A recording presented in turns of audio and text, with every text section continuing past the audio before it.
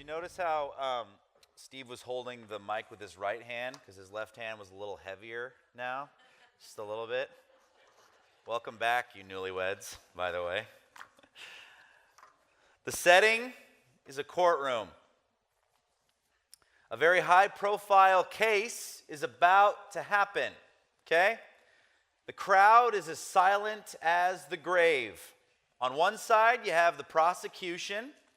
On the other side, you have the defense. Along the wall, you have the jury who's going to decide a verdict at the end of this trial. And then in the back middle, elevated, you have the judge. And as the trial is about to begin, the judge looks at the prosecution and says, "Please call your first witness." Witness. This is a person, this witness, who has seen something happen that's significant that could either condemn the defendant as guilty or prove their innocence, right? So this person is going to take what they've seen, what they've witnessed, and they're now about to relay that information to the courtroom. And what we discover this morning is that this idea of a witness is no new thing. This is a thing that's actually been around for thousands and thousands of years. This is a very early idea in the Bible. Very early on, when God is giving out his instructions to his children on how to live, he actually delves into a lot of legal matters, okay? Because yes, they were the set-apart, holy people of God. But as we talked about last week, they were far from holy, right?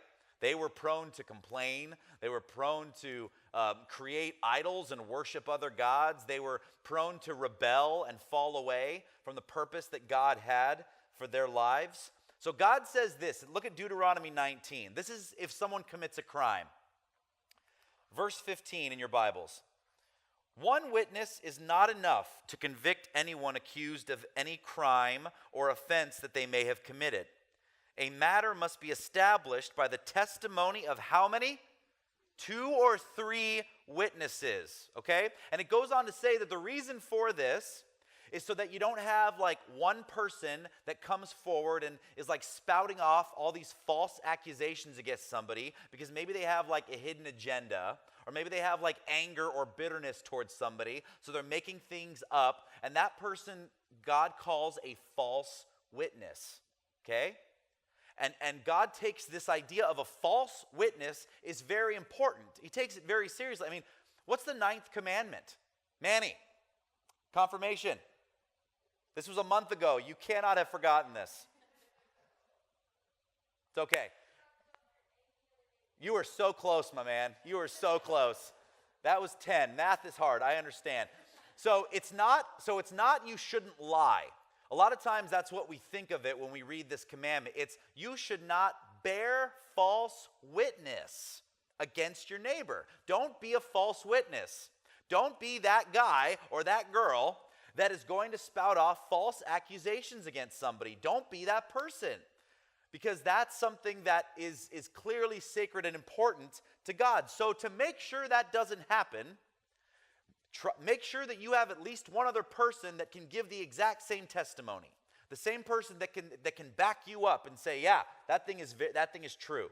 That thing is valid. That thing is trustworthy, what that person just said. I can testify too as a witness, right? And you see this all throughout the Bible.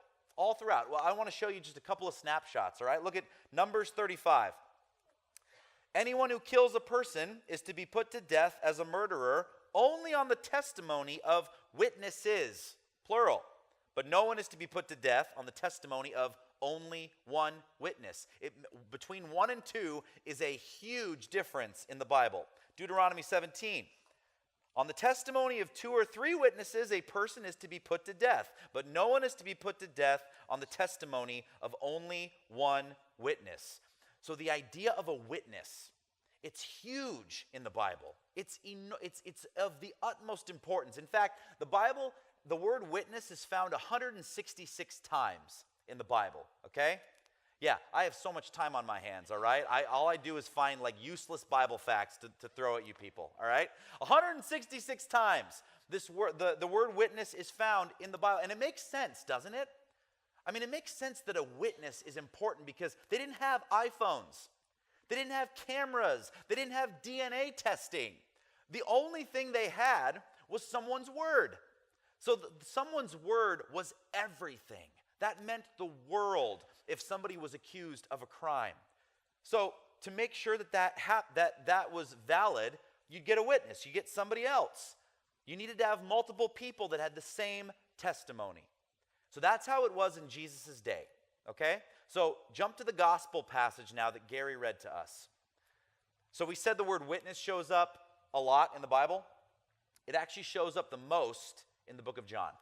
So 166 times in the Bible, shows up 28 in the book of John. I got facts upon facts upon facts, guys, all right? It's never going to end. Just little useless statistics that you can tell your friends.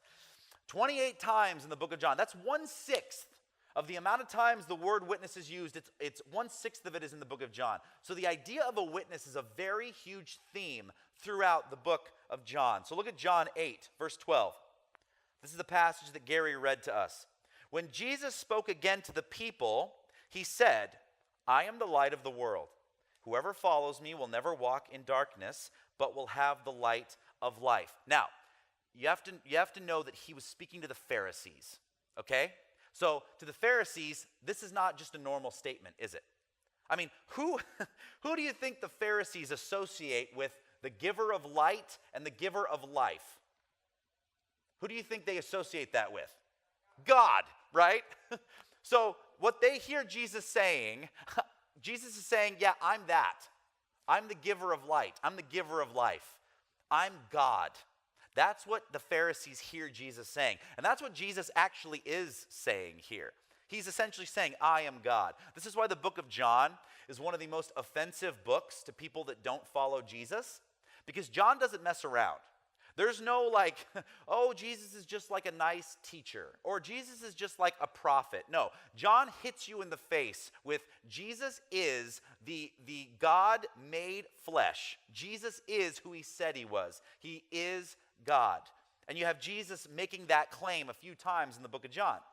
So the Pharisees challenged him, and they say, here you are, appearing as your own what? Witness. Your testimony is not valid. Makes sense, right? What are they basing this off of? The Old Testament. It's just you, Jesus. Now, Jesus is by himself in this moment. He's in the treasury with the Pharisees.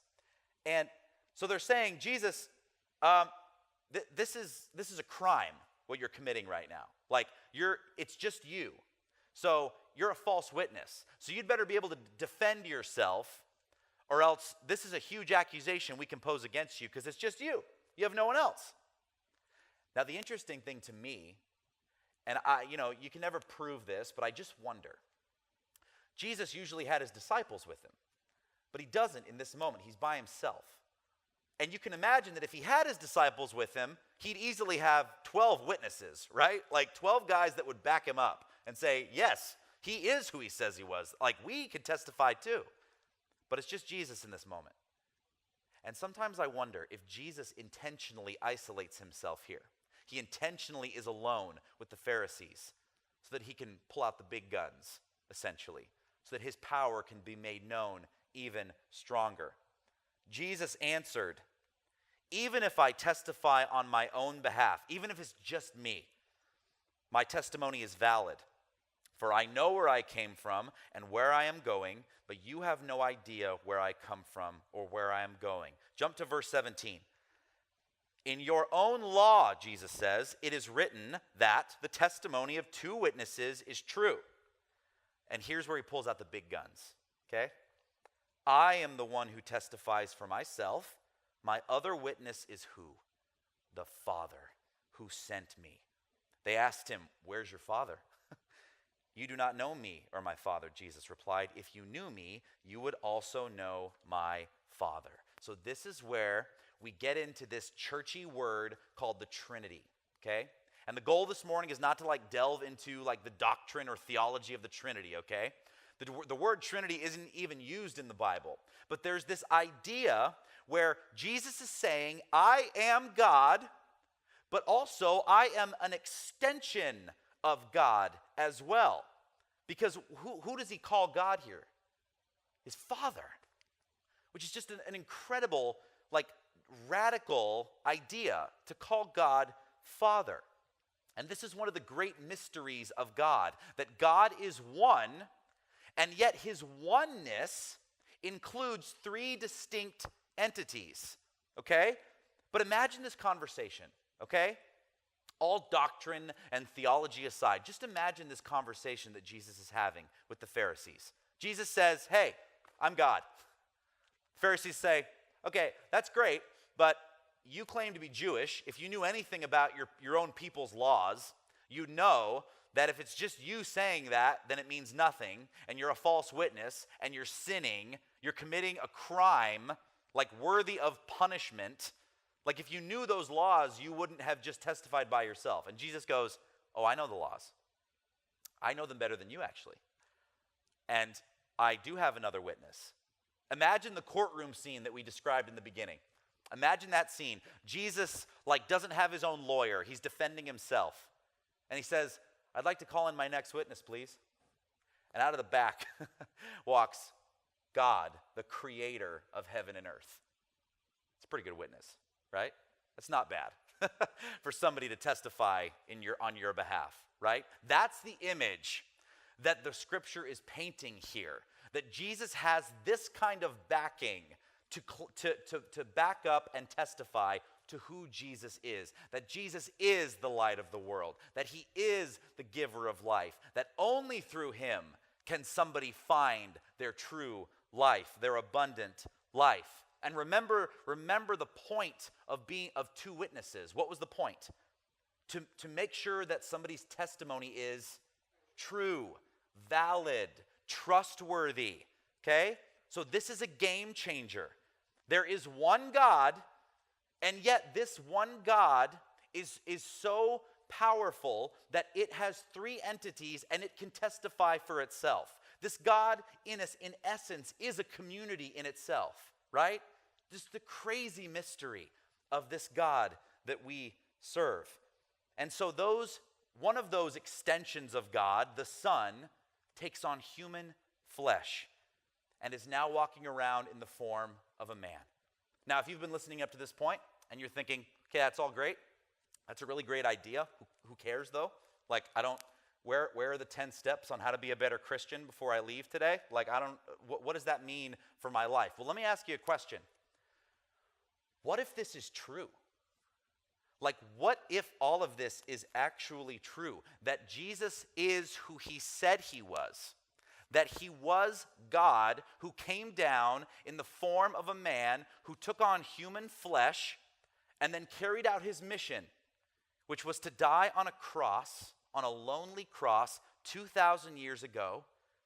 And because of that truth, those that are baptized into him, like Emma Grace and Maddie today, they get to share in that newness of life forever and ever and ever and ever. What if that is true? What do you and I do with that?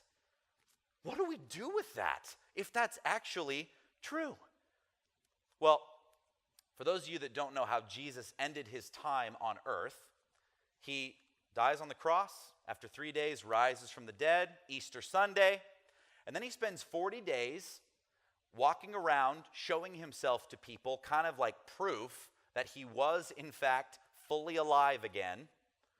And then he returns to the Father after 40 days. But right before he does that, right before he returns to the Father, what does he do? What's the last thing he says?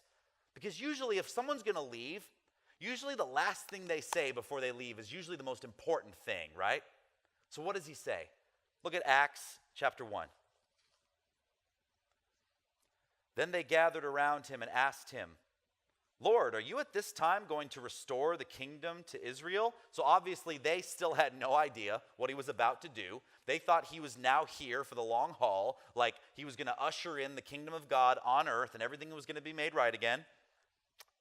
Jesus said to them, It is not for you to know the times or dates the Father has set by his own authority. There's that extension of God again. There's the Father. In verse 8, but you will receive power when the Holy Spirit comes on you. Now, the third extension of God makes an appearance. The Holy Spirit, the helper, the counselor. And you will be my what? Witnesses in Jerusalem and all Judea and Samaria and to the ends of the earth. So this now changes what we think of when we think of witness, doesn't it? This is no longer like, hey, I witnessed a murder or I witnessed a car accident and I now have to recall the events of that tragic day to somebody else. This changes what we see when he talks about witness. Like, yes, the Old Testament uses it in legal terms, but now we've gone off into something completely different. So what does this word witness now mean? What does this look like to be a witness of Jesus? What does Jesus mean when he's telling his disciples right before he leaves, hey, go be my witnesses now?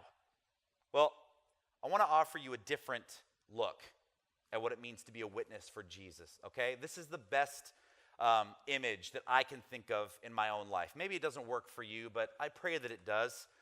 We're going to go away from the judicial court, and we're going to go to a different court, okay? We're going to go to the basketball court, all right? The year was 1998. The Backstreet Boys and Spice Girls were sweeping the nation. Titanic was the #1 box office hit. The average cost of a new house in America, $129,000. I know, babe, that hurts, doesn't it?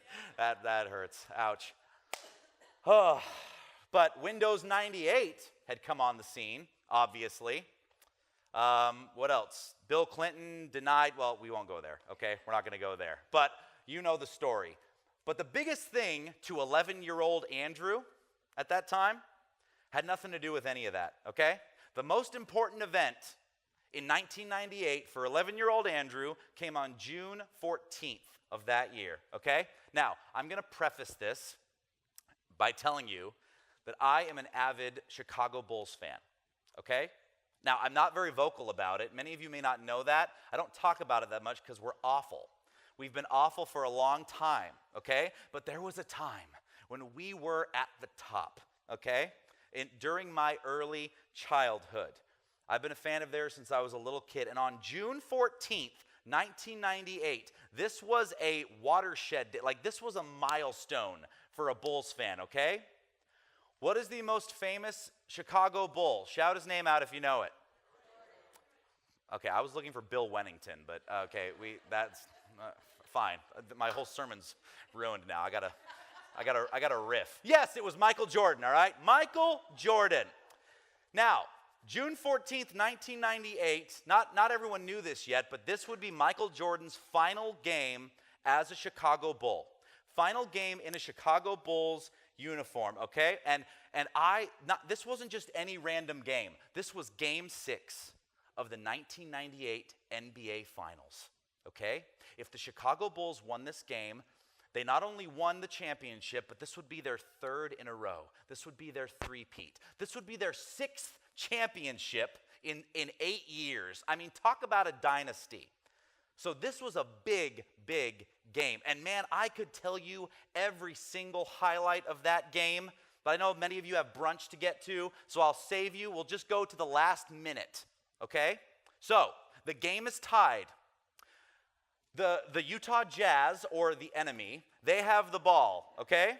John Stockton drills a three-pointer, which means the Jazz are now up by how much? Thank you. All math majors in here. We're nailing it. So they're up by 3 with 45 seconds left. The Bulls have the ball. Michael Jordan takes the ball down the court. He gets a quick layup, which means the Jazz are now up how much? 1. They're up 1 with about 30 seconds left, okay? And, okay, I just have to show you. Just play the clip, Mark. 43. Malone is doubled. They swat at it and steal it. Here comes Chicago. 17 seconds. 17 seconds from Game 7 or from championship number 6. Jordan, open, Chicago with the lead. Timeout, Utah. 5.2 seconds left. Michael Jordan running on fumes with 45 points. At the end of the game, you gotta get it out of his hands. Jordan frees himself up for a clean look. The greatest thing about Jordan is he has all the tricks. That's why it's so difficult to guard him. If that's the last image of Michael Jordan, how magnificent is it? I don't think you can put it into words, Bob. I mean, what he's done here in this fourth period. They go out in 6. Stockton. Harper's on him. Behind the screen. Harper got a piece of it. It comes off.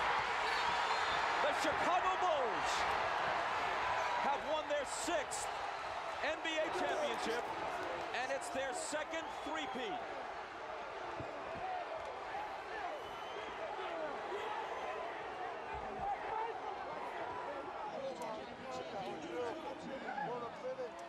So, I can't even tell you. Like, just seeing that game, just the emotions just start coming back, right? Now, Mark, you can throw up the image, just the image of MJ again.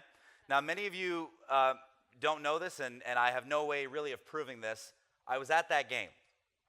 My dad and I were at that game. Not only that, where Michael Jordan is right now, he's totally blocking my dad and I. Like, we were legitimately behind where his jersey is. So we saw, this is one of the most iconic images of that day, and my dad and I saw this and we're like, are you kidding me? Like, we can't even tell people, like, you can't see a picture of like Andrew in his buzz cut with his Michael Jordan jersey tucked into his jean shorts. Like, you can't even see that glory. I promise you I was there though. I was at that game. I still have the ticket stub and a couple of, solid, like, printable photographs. Like, what are those anymore? But I still have those proofs. But I was at that game. And man, like, when that buzzer sounded, I just pure jubilee, right? Just pure joy, a thrilling victory. And little did I know at the time, that was the last image I'd ever have of Michael Jordan in a Bulls jersey winning the title. I mean, just a complete and utter joy. And when I got home, what do you think I did when I saw my friends? Just bragged, but just told them about it. I was just like, you had to be there. Like, every little minute play, I was telling them. I couldn't help but just tell them everything that happened. I had to relay every single detail, like the whole trip too. And then watching them hoist the trophy, and like, they're all asking me like, oh, how was it? And I just can't even, sometimes I couldn't even put it into words, but then I'm imitating Michael Jordan's last move on the basketball court. Like, we're in the street, and I'm trying to get it just right. Where I'm just like, I have to do that. I have to look just like him. What's the song? If I could be like Mike, I had to be like Mike. Now, at the risk of comparing Michael Jordan, who's a sinful human being with flaws, to our Lord Jesus, who is our Savior, our King, perfect in every way, never sinned once, I feel like this is a little bit of what Jesus is saying when he tells his disciples, go, be witnesses to what you have just seen, to what you have just heard. Tell people what just happened. Just like that Bulls game, the disciples also got to witness a thrilling victory. They got to witness Jesus rising from the dead and defeating sin, death, and the power of the devil. Like, I'd argue that's probably a more significant victory than Game 6 of the 1998 NBA Finals. Wouldn't you agree? They get to witness this incredible thing. So Jesus says very simply, go tell people about it. Your job, your sole job as a Christian, it's not to have a Christian bumper sticker on your car. It's not to listen to the fish. It's not to like buy the perfect study Bible. It's to go and tell people what happened. Go tell people what Jesus has done for you. In the same way that when I got home from that trip, I couldn't help but tell people. I had to. I didn't feel forced. I was like, I found my best friends and said, guys, this is what happened. This was the joy that was in my heart from what happened. And we're never going to see him again in that way. Like, you would imagine that this is exactly what the disciples did, right? They were there. They witnessed it. They were there in person. Their best friend and Lord was crucified, died, and was buried, and then rose again from the dead. Like, of course they're going to go tell people, and they do. We see later on, man, this stuff just takes off. It explodes. And how is it exploding? I mean, how is this church taking off? Yes, they're doing radical things. They're, giving food and money to the poor. They're taking care of each other. They're making sure everyone has enough to go around, and they're praying for each other. They're meeting all the time. They're worshiping. But more often than that, they're just telling people. They're just like, I can't help but tell people what happened. There's an old hymn that we sing that says, I love to tell the story, because we should, right? If you truly believe that this is true, that this happened for you, that you're covered, that because of Jesus' death, your death is no longer the last word, the end of the story, because of that, man, we're going to tell people. The Apostle Peter, his first sermon, he steps up to these Jewish leaders, and what does he do? He doesn't give them 10 steps on how to be a better Christian. He doesn't tell them how to live your best life. He literally says, here's the story. Here's where Jesus fits into that story, and here's how that affects you and I. That Jesus was actually planned from the very beginning. Jesus was the thing that was coming all along. And now that Jesus has come, has died, and has raised to life, man, that changes it for you and I. That changes things. Things are different now. So that's our primary calling as Christians, right? Now, if you're a logical person in the room, you may think, okay, I get that the disciples had to do that because they were there. They saw it. They were in person. Of course they had to do that. What makes you think that I have to do that now? Why is that my calling? I wasn't there physically. I didn't witness Jesus on the cross. I didn't see the holes in his hands. Take a look at Romans chapter 3. I want to show you some words from the Apostle Paul. Paul's talking about who should be included in this salvation. Who should be included in eternity? Paul says, there is no difference between Jew and Gentile. There's no difference between those that are Jewish and those that are not Jewish. How many people are left out of that? Whether you're Jewish or you're not Jewish, that's everyone. For all have sinned and all fall short of the glory of God, and all are justified freely by his grace through the redemption that came by Christ Jesus. Justification, another big churchy word. But what Paul is saying is that all have fallen short, and yet through Jesus, all have been saved. Through Christ on the cross, you are now covered. So that brings you into the story, doesn't it? Now it might as well have been that you were at that game, that 1998 NBA Finals, because this story now includes you. Jesus didn't just die for the people that were there that day. Jesus died for everyone in the entire course of human history. Jesus died for me. Jesus died for you. So that's something to tell people, right? That's something to be a witness of. To say, man, I wasn't there that day, but let me tell you what Jesus has done in my life. Let me tell you what Jesus has done for me, for my family, for my friends. This is why the idea of a testimony is such a powerful thing to Christians. Because our word matters. Just like in the Old Testament, what we say matters. And people want to hear about it. So brothers and sisters, you may not have any idea like how to go about this whole Christian life thing. You may not have any idea like, where do I start? Start first by just receiving this truth. That Jesus died for you. That Jesus loves you so much that he would lay his own life down to spare yours so that you could spend eternity with him. Live in that for a little bit. Let that seep into your spirit and then go tell people about it. Once it affects you, like, was there any turning back after that Bulls game? No. I had been so changed and affected by that, there's no way I was going to keep silent about it. No way. Imagine that being your life. Be affected, be changed by the love of Jesus. Allow him into your life. Dive into his word. Pray, seek his way for your life. And then go tell people what he's done for you. It's as simple as that.